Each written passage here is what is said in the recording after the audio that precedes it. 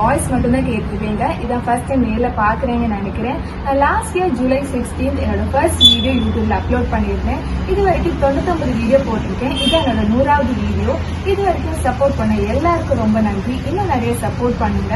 சில பேர் என்கிட்ட ஃபேஸ் காமிச்சு குக்கிங் வீடியோ போட சொல்லி கேட்டிருந்தீங்க. ஆனால் நான் லைவாக குக்கிங் போடாததுக்கு மெயின் ரீசன் வந்து என் பசங்களோட சவுண்ட் வீடியோ இருக்கும்போது ரொம்ப ஜாஸ்தியாக கேட்கும். இன்னொன்று எனக்கு சுமாராக தான் சமையல் பண்ண வரும்.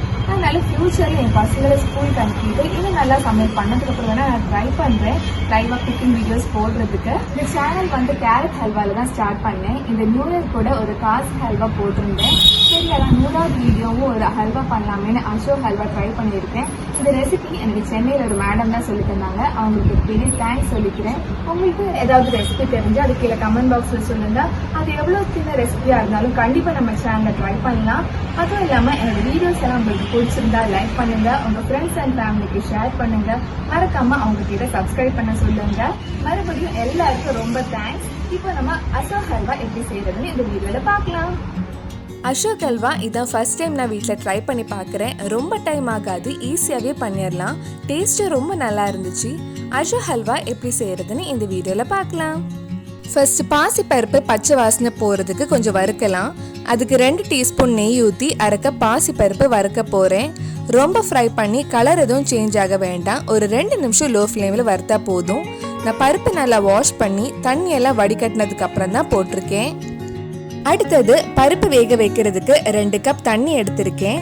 நம்ம எவ்வளவு பருப்பு எடுக்கிறோமோ அதுக்கு 4 மடங்கு தண்ணி ஊற்றணும். இதில் அரை கப் பாசி பருப்பு போட்டிருக்கனால 2 கப் தண்ணி ஊற்றி வேக வைக்க போகிறேன். குக்கரில் 4 விசில் கிட்ட வைக்கலாம். பருப்பு நல்லா வெந்து குழஞ்சு வரணும். கலருக்காக கொஞ்சம் குங்குமப்பூ கொஞ்சம் பாலில் ஊற வச்சிருக்கேன். குக்கர் ப்ரெஷர்லாம் போனதுக்கு அப்புறம் ஓப்பன் பண்ணி பார்க்கலாம். பருப்பு நல்லா வெந்து குழஞ்சி வந்திருக்கு. இது கொஞ்சம் மசிக்கலாம். நீங்க இது மிக்சியில கூட போட்டு ஸ்மூத் பேஸ்டா அரைச்சு எடுக்கலாம். இந்த மாதிரி நல்லா மசிச்சு ஸ்மூத்தா எடுத்து வச்சுக்கோங்க. அசோக் ஹல்வா பண்றதுக்கு கொஞ்சம் நிறைய நெய் தேவைப்படும். இதுக்கு டோட்டலா நான் அரை கப் பருப்புக்கு அரை கப் கிட்ட நெய் எடுத்திருக்கேன். அதுல இருந்து ஒரு 1/4 கப் நெய் ஊற்றி கொஞ்சம் கேஷ்நட்ஸ் ஃப்ரை பண்ணி எடுக்கலாம். கேஷ்நட்ஸ் நல்ல கோல்டன் கலர் ஆனதும் நம்ம எடுத்து மாற்றி வச்சிடலாம். அதே பேன்ல 2 டேபிள் ஸ்பூன் கோதுமை மாவு லைட்டா வறுக்கலாம். ரொம்ப வறுத்து கலர் எதுவும் சேஞ்ச் ஆகக்கூடாது. அந்த பச்சை வாசனை போறதுக்காக தான் நம்ம கொஞ்சம் வறுக்கிறோம். ஹல்வாக்கு ஒரு நல்ல டெக்ஸ்டர், ஒரு நல்ல கன்சிஸ்டன்சி கிடைக்கிறதுக்காக தான் கோதுமை மாவு ஆட் பண்ணியிருக்கேன். கோதுமை மாவு கொஞ்சம் வறுத்ததுக்கு அப்புறம் நம்ம வேக வச்சிருந்த பாசி பருப்பை இது கூட ஆட் பண்ணலாம்.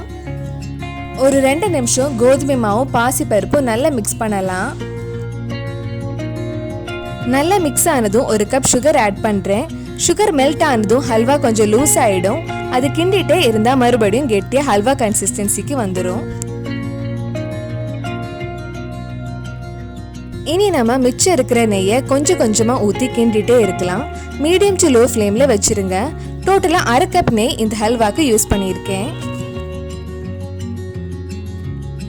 இப்ப நம்ம பால்ல ஊற வச்ச குங்குமப்பூ இது கூட ஆட் பண்ணலாம். குங்குமப்பூக்கு பதிலாக மஞ்சள் பொடி இல்லை ஃபுட் கலர் கூட யூஸ் பண்ணலாம். டேஸ்ட் எதுவும் மாறாது. இதை நல்லா மிக்ஸ் பண்ணலாம். ஹல்வா கன்சிஸ்டன்சி வரது வரைக்கும் கிண்டிட்டே இருங்க. நடுவில் கொஞ்சம் கொஞ்சமாக நெய் ஊற்றிட்டே இருக்கலாம். இதுக்கு முன்னாடி கேரட் ஹல்வாவும் காசி ஹல்வா வீடியோ போட்டிருந்தேன். நீங்கள் இன்னும் அந்த வீடியோ பார்க்கலன்னா அதோட லிங்க் கீழே டிஸ்கிரிப்ஷன் பாக்ஸில் இருக்குது. மறக்காமல் அந்த வீடியோ போய் பாருங்கள்.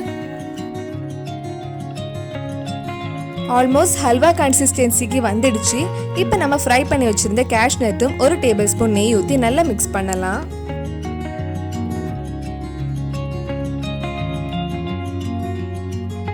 ஹல்வா பாத்திரத்தில் ஒட்டாம அழகா வந்திருக்கு. கடைசியா ஸ்டவ் ஆஃப் பண்ணதுக்கு அப்புறம் கொஞ்சம் ஏலக்காய் பொடி போட்டு மிக்ஸ் பண்ண சுவையான அசோக் ஹல்வா ரெடி. இந்த ரெசிபி எனக்கு சொல்லி தந்த சித்ரா மேடம்க்கு மறுபடியும் ஒரு தேங்க்ஸ் சொல்லிக்கிறேன். உங்களுக்கும் இதே மாதிரி ஏதாவது ரெசிபி தெரிஞ்சா அது கீழே கமெண்ட் பாக்ஸ்ல சொல்லுங்க. கண்டிப்பா இந்த அசோக் ஹல்வா உங்க வீட்டுல செஞ்சு பாருங்க. ரொம்ப சிம்பிளா ஈஸியாவே பண்ணலாம். இந்த வீடியோ உங்களுக்கு பிடிச்சிருந்தா லைக் பண்ணுங்க, உங்க ஃப்ரெண்ட்ஸ் அண்ட் ஃபேமிலிக்கு ஷேர் பண்ணுங்க. மறக்காம நம்ம சேனலையும் சப்ஸ்கிரைப் பண்ணிருங்க.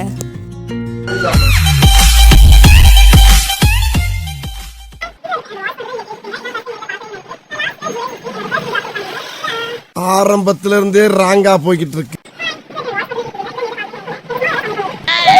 எவ்வளவு டிஸ்டர்பன்ஸ் ராஸ்கல்.